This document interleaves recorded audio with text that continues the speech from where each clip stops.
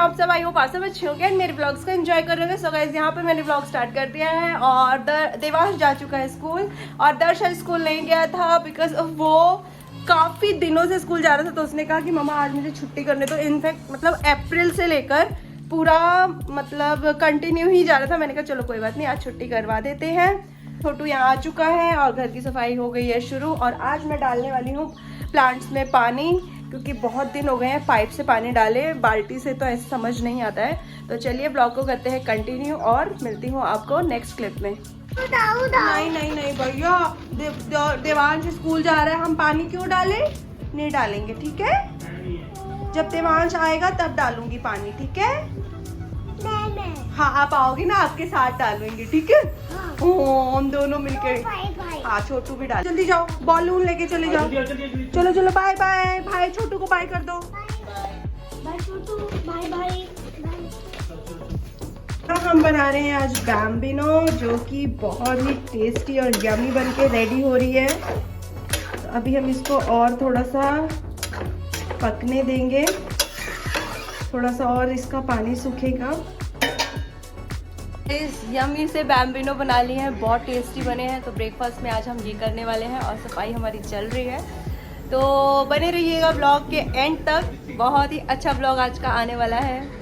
Guys यहाँ पर आज लंच में बनेगी भिंडी। तो यहाँ पर भिंडी मैंने 2-3 बार अच्छे से धो ली है। भिंडी को कभी भी 1-2 बार में नहीं, 3-4 बार धोना चाहिए। हम सोचते हैं कि धुल गई है, लेकिन जब आप देखा करिए एंड में उसका पानी बहुत कुछ निकलता है। तो इसलिए मैंने यहाँ पर धो लिया। और हमेशा भिंडी को कभी भी गीला नहीं काटना चाहिए और गीले भिंडी की भुजिया नहीं बनानी चाहिए कभी भी। तो यहाँ पर मैंने इसको पहले धो लिया अच्छे से और थोड़ी देर इसको मैं रख दूँगी सूखने के लिए।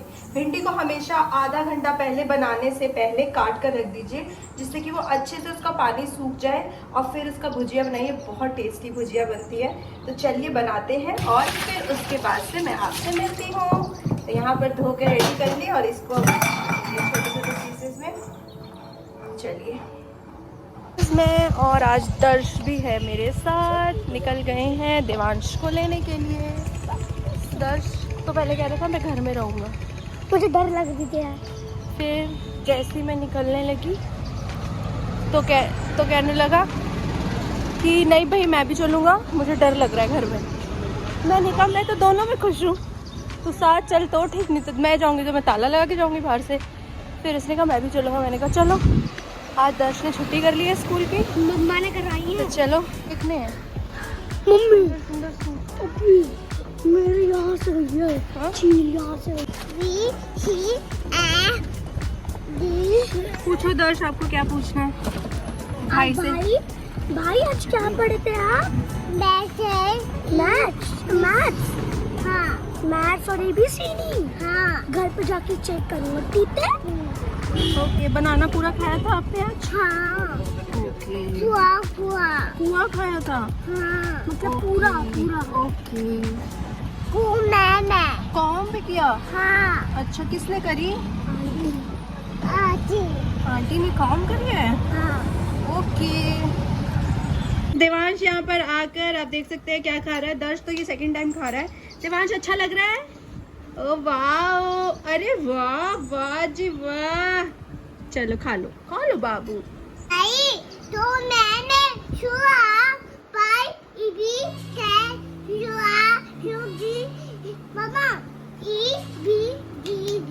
अच्छा हाँ। ठीक है। नहीं, देवांश ने जो एक्टिविटी करी है ना, वो मुझे बता रहा है कि मैंने ऐसे किया था A-B और पढ़ाई करी और फिर मैं सो गया। अपनी भाषा में मुझे सब समझा रहा है और मुझे तो समझ आ गया बाबू। सो गाइज़ यहाँ पर दिन में लंच मैंने आपको बताया ही था क्या बना रही हूँ। तो यहाँ भिंडी की भुजिया बनकर हो गई थी तैयार, चावल मैंने रख दिए थे, दाल भी हो गए थे यहाँ पर रेडी। देन उसके बाद से फिर मैंने मशीन लगाई लंच बनाने के बाद, और फिर मैंने धोए कपड़े, क्योंकि कुछ बेडशीट थी जो बहुत ज़्यादा गंदी हो गई थी, जिसको धोना हो गया था अर्जेंट। एक्चुअली जब कपड़े होते हैं ना तो मैं बेडशीट नहीं धो पाती हूँ। तो कपड़े मैंने अभी 2-3 दिन पहले ही धोए थे, तो सोचा आज मैं सारी बेडशीट धो लेती हूँ तो वो आसान रहेगा मेरे लिए। लेकिन टाइम मेरा वही हो गया था, काम करते करते शाम के 5 बज गए थे। अकेले ना इन सारे काम इतने हैवी लगते हैं ना कि पूछो मत यार, बहुत मुश्किल हो जाता है। फिर ना कुछ सामान जो साबुन वगैरह थे ना, वो आज मैंने बाथरूम में से निकाल कर छुपाए थे, किसी रीज़न थे। उसके बाद से जितने सारा रखा हुआ था उसको मैंने ले जाके बाथरूम में रखा। और फिर मैं आ गई थी यहाँ पर दर्श और देवांश का लंच लेकर। दर्श को मैंने दे दिया था, देवांश को मैं खिलाने आई थी। तो देवांश को शर्त रखी थी मैंने कि तुम खाओगे तो मैं तुम्हें पोछा लगाने के लिए दूंगी। उसके बाद से फिर जब खाना दोनों को खिला दिया मैंने, तो यहाँ पर आ गई, सफाई करी मैंने अपने वॉशरूम की। देन फिर मैं हुई, बज रहे हैं 6 और मैं आज काम करके फ्री हुई हूँ 5 बजे। और उसके बाद से मैंने उसको बोला है पढ़ने के लिए, बट वो नहीं आ रहा बात, मुझे कोई एक्शन लेना पड़ेगा। और ये है उसका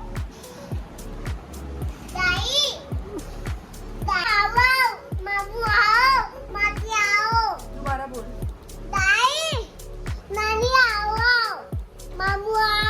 बाबू बोल दे दोबारा, पहले बाबू बोल।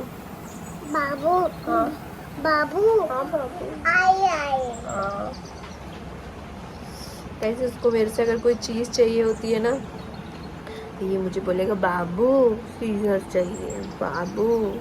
उसके बाद बज रहे थे शाम के 6 और अभी मेरी चोटी इग्नोर करना यार, गर्मी इतनी हो रही है ना कि रबड़ लगा के बाल रखने पे वो नीचे से पूरा भीग जा रहा है और इरिटेशन हो रही है। तो मैंने यहाँ पर ऊपर एक रबड़ लगाया और नीचे लगाकर अपनी चोटी बना ली बस कैसे भी।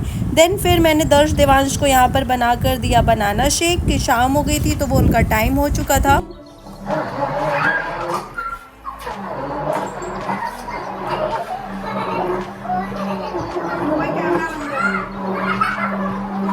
हमारे आज के नेताजी वोट चाहिए कि खाना? रोटी मटर चाहिए, ये बिना वोट के जीत जाएंगे। इसके दिखा दो।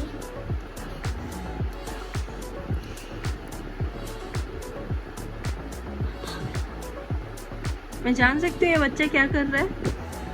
ये कैमरा खुलते ही चुप क्यों हो गया?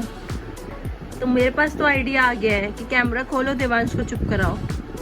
उसके बाद टाइम हो गया हमारे रात के डिनर का। तो सबकी डिमांड थी कि हमें आज खाना है शाही पनीर।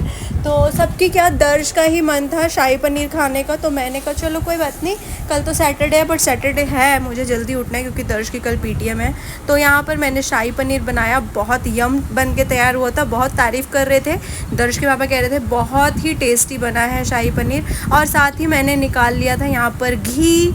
तो मैंने कहा मैं इसको हाथों हाथ ही डिब्बे में रख देती हूँ, नहीं तो फिर पड़ा रह जाएगा बाहर, तो फिर मुझे दिक्कत होगी। तो यहाँ पर मैं घी मैंने रख दिया डिब्बे में और हैंड टू हैंड मैंने घी का बर्तन भी धो दिया। अगर मैं रख देती हूँ ना तो वो पड़ा ही रह जाता है। उसके बाद से फिर फ्रिज में देखा तो आटा गूंदा हुआ नहीं पड़ा था।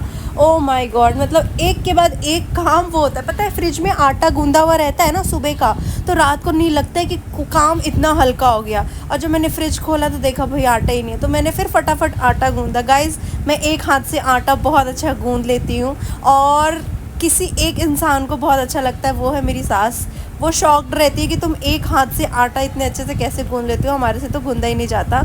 और फिर उसके बाद से फटाफट से बनाई गर्मा गर्म रोटियां और फिर सबको खिलाया एंड अपनी तारीफ लूटी। तो गाइस एकदम से इतनी तेज़ आंधी आई है कि पूरा वेड़ा धूल से वो हो गया है। पता नहीं आपको दिखाई देगा कि नहीं, मैं दिखाती हूँ रुको। बवंडर आ गया, बवंडर। कोई भी नहीं है बाहर क्योंकि बहुत ज़्यादा धूप है और आंधी है। ये देखो, सबको खाना खिलाने के बाद टाइम आता है किचन को साफ़ करने का। तो यहाँ पर मैंने करी किचन साफ़। और आपको पता है कि रात को अगर आप किचन सारी क्लीन करके सो लेते हैं, बर्तन वगैरह सब धो लेते हैं, तो सुबह उठकर सिर्फ हमें सब्जी बनानी होती है। यहाँ मैं दर्श को डांट रही थी यार, आंधी आ रही थी। दर्श ना एकदम आंधी को, मतलब उसको पता नहीं क्या हो जाता है, डर जाता है बहुत ज़्यादा। तो वो इरिटेट कर रहा था बार बार कि मम्मा सोने चलो, आंधी आ रही है। अरे आंधी आ रही है तो नहीं आएगी क्या, गर्मी इतनी हो रही थी, आ रही है तो आने दो। लेकिन बाप रे, मतलब वो समझ नहीं आ रहा था। फिर मैंने यहाँ गैस को क्लीन कर लिया। तो यहाँ पर ना ये जो बर्तन का स्टैंड है, इसके नीचे ना बहुत मुश्किल से साफ़ हो पाता है। मैंने कहा आज मैं इसको क्लीन करूँगी चाहे कैसे भी करूँ। मैंने थोड़ा सा क्लीन किया, देन मैंने चिमटा लिया और फिर कपड़े के हेल्प से अंदर कोशिश करी साफ़ करने की, बट वो वैसे साफ़ नहीं हो पाया।